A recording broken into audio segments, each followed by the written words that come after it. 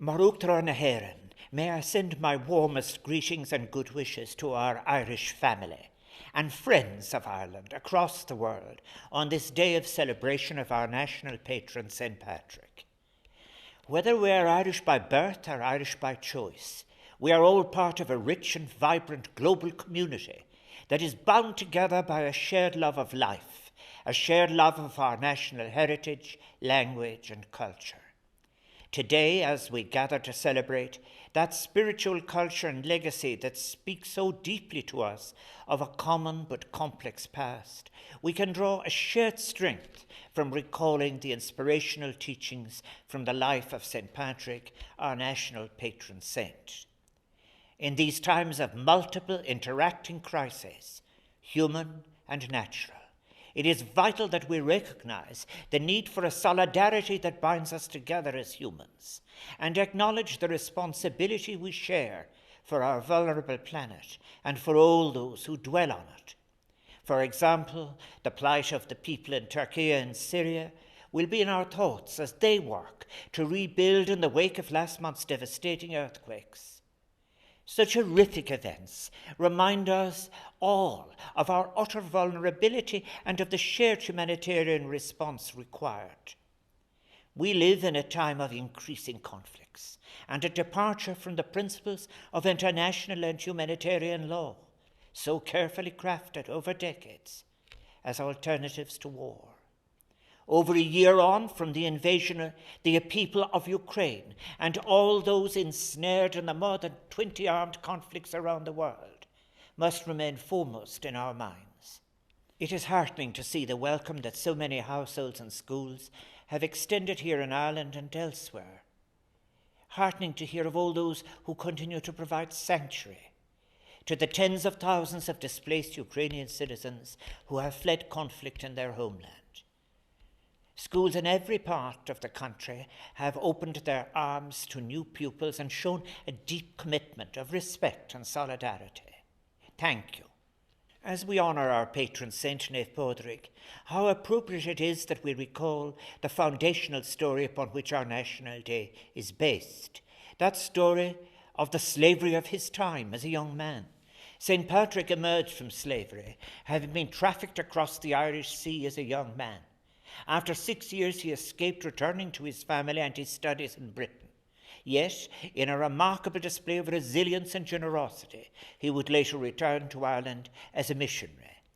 There are many powerful echoes from Patrick's life that resonate with our contemporary circumstances, ones that have brought new forms of slavery into being, where racism is increasing rather than decreasing, in so many parts of the world, where a poisonous xenophobia, new and recalled, has taken hold in so many places. It is in these spaces where fear is being sowed. The story of Patrick's transformation that would lead to his becoming an emblem of the country he adopted as his own stands in counterpoint and is so important. In his protest against the war crimes of King Coroticus and his men, Patrick, the former slave, gave both voice and his life to spearheading an awareness of the consequences of slavery. The story of his life as a migrant, we must never forget, is a reminder of the resilience and necessary courage of migrants, a reminder too of the contributions that they have made and continue to make to the countries they call home. The act of migration constitutes a story defined by an extraordinary will and an unyielding human desire to envision and create a better world, even in the face of sometimes considerable adversity. Today, as we recall the life of our patron saint, we can invoke his spirit in acknowledging our role as global citizens, opening our minds and hearts to our universal human family in all its complexity, circumstances, and vulnerability. It is by showing empathy, compassion, and solidarity, such as by helping those fleeing distress, by offering our hearts and doors to those in need, and giving people an opportunity to build a better life for themselves and their families, that we demonstrate our commitment to bringing into being values which have the power to transcend borders. Basic human morality suggests that we must think in terms of the common good if we are to invoke or follow the path of St. Patrick, recognizing that we bear a duty to stand in solidarity with all those across the globe who are vulnerable and in need, and to do everything in our power to create an inclusive, just world where all humans, in all their diversity and circumstances, are treated with dignity, respect, and justice. While St. Patrick's story encourages us to reflect on the significance of migration running through our history as a constant feature of the Irish experience, we are required to respond to the ongoing brutal reality of human trafficking and forced migration as a constant feature of human experience. It is by doing that we can most fully embrace Patrick's legacy and our own place and exercise our responsibilities in today's world. There are so many areas where we cannot continue to fail on such basic issues as global hunger and poverty. For example, in the Horn of Africa, the harsh reality of hunger steals the future, the potential, the dignity of millions of our brothers and sisters threatened with famine. How shameful it is, too, that 64 countries in the developing world were forced, while struggling with the COVID pandemic, to spend more on debt repayments than on funding public health. During my recent visit to Senegal, at which I addressed the Africa Food Summit, I emphasized that there is an urgent need to tackle not only poverty and hunger in Africa, but to offer proper security on the basic necessities of life, delivering universal basic services such as education and healthcare, thus helping to create a lasting, sustainable future built on security in its most inclusive sense. We have a moral and ethical responsibility to support our global family in dire need, to help with sustainable solutions, to ending all famines, to provide a decisive response to climate change. St. Patrick's message was, at its core, one of respect for nature, for its spirituality reflected in its seasonal renewal. Our planet is scarred by the consequences of human actions, actions often sourced in greed, actions that have had a direct bearing on our changing climate, constituting, as it does now, one of the greatest challenges of our time, reflected in extreme weather events, widespread displacement, and forced migration across our world, and the loss of fertile land.